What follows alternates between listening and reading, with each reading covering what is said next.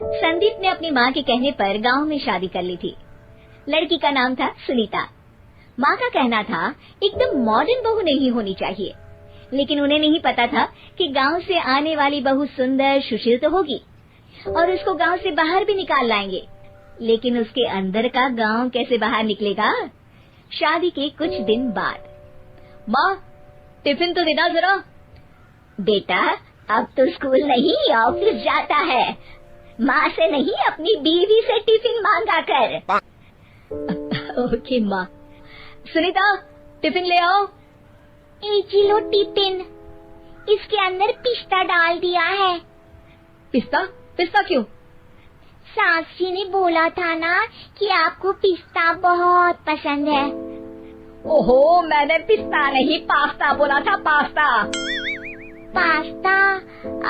कहीं होता है पास्ता? अरे बेटी तू रहने दे, मैं बना दूंगी। अच्छा किया कि पाव भाजी बनाने का नहीं बोला, वरना किसी के पाव बना देती है। सुनीता को बुरा लगता है, लेकिन उसकी नादान हरकतें कम नहीं होती। ऐसे ही एक दिन, अरे तुमने ये क्या लगाया है? अरे आप वो फूस फूस करके लगाते हैं ना, वही। दियो? का दियो? किसको दियो? अरे वही ना जिससे खुशबू आती है। हाँ हाँ सही पकड़े हैं। अच्छा लेकर तो आना।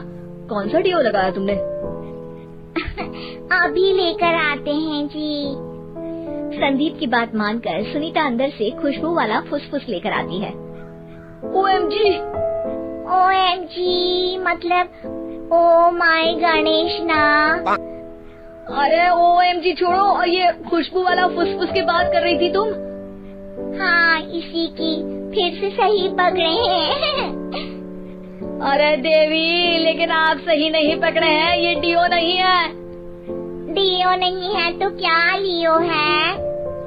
अरे ये रूम फ्रेशनर है, जिसको कमरे में छिड़कते हैं, खुद पर नहीं। कोई बात नहीं, माँ कहती थी आत्मा किराएदार है, शरीर एक किराए का कर्म। हम शरीर पे ये डाल लिए तो क्या फर्क पड़ जाएगा। अरे बहू, ओ बहू, मेरे लिए फल तो ले आ, फिर मैं बाजार जाऊंगी। सुनीता अपनी सास के लिए फल लेकर आती है। अरे बेटा, पपीता, तरबूज और सेब फल ऐसे कैसे खा लूं? काट कर तो ले आ। माँ जी, मेरे गांव में तो खेत से उठा के सीधा खा लेते हैं। अरे ये तेरा गांव नहीं है ना। अरे संदीप, तू ही कुछ समझा देना इसको बेटा। मैं कैसे समझाऊं माँ, ये तो माइक्रोवेव को भी भट्टी बोलती है। कल मैंने बोला हाय कैसी हो, तो बोलती है किसी को हाय नहीं लगानी चाहिए। अरे सुनीता, तेरा क्या होगा? अभी तो कैसे बताऊं माँ जी, अभी हम कुछ करेंगे फिर पता चलेगा क्या होगा, लड़का या लड़की। हे भगवान, कहाँ से आ गई है? रामपुर से जी, आप ही तो लेकर आए थे मुझे। अरे मुझे माफ कर दो। पहले कोई गलती तो करिए जी, आपकी तो सारी गलती माफ कर देंगे हम। हाँ। अरे बहू मेरी बात सुन, फल यानी कि फ्रूट जब भी लाए ना तो काट कर लाना, ठीक है? जी ठीक है माँ जी, फल यानी फ्रूट यानी काट के लाऊंगी। सुनीता रोज ही कोई ऐसी हरकत कर देती जिसकी वजह से उसे घर में दो बातें सुननी पड़ती।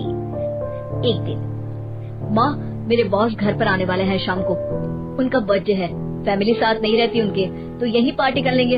उनको अच्छा लगा तो शायद मेरा प्रमोशन भी हो जाएगा। मैं ना फ्रूट केक लाकर फ्रिज में रख दूंगी और तेरे साथ आज खाना मैं बनाऊंगी, ताकि जब साहब आए तो खाने में कोई गड़बड़ ना हो। शाम को जब सारी तैयारियां हो जाती है, संदीप के साथ बड़े साहब भी घर आते हैं। आप फ्रूट केक तो ले आना बहू, फिर खाना खाएंगे। और इस सब की क्या जरूरत थी, आपने बुलाया वही काफी है। सर आपका परिवार शहर में नहीं है तो हम ही आपके परिवार जैसे हैं सर। इतने में ही सुनीता फ्रूट केक लेकर आती है और बड़े साहब की टेबल पर रख देती है और जैसे ही केक के ऊपर का बॉक्स हटाती है, ओह, ये क्या है? केक तो कटा हुआ है। मैं तो ऐसा नहीं लाई थी। आप मुझे शाबाशी दे सकती है माँ जी, मैंने ही केक काट दिया। आपने कहा था ना, फल यानी फ्रूट यानी हमेशा काट के लाना, तो फ्रूट केक भी तो फ्रूट ही है ना, तो मैंने पहले ही काट लिया। होना मैं समझदार। अरे बहू, ये क्या किया? केक हमेशा वही काटता है जिसका जन्मदिन होता है। तुझे एक बात भी समझ नहीं आती, एक नंबर की बेवकूफ है। पूरा माहौल बिगड़ चुका था। संदीप को लगने लगा था कि साहब उसे प्रमोशन तो दूर की बात है, कहीं डिमोशन ना दे दे, लेकिन साहब बीच में ही बोल पड़ते हैं। अरे अरे, कोई बात नहीं, ये इनकी बेवकूफी नहीं है, इनका भोलापन है। बेटा, आप कहाँ से हो? रामपुर गांव से। अरे वाह, गांव से? फिर तो आपके गांव में ताजे फल और सब्जियां मिलते होंगे। हाँ, सही पकड़े हैं। हम तो काटते भी नहीं, सीधा खा लेते हैं। मैं ना एक बार तुम्हारे गांव घूमने जरूर चलूंगा।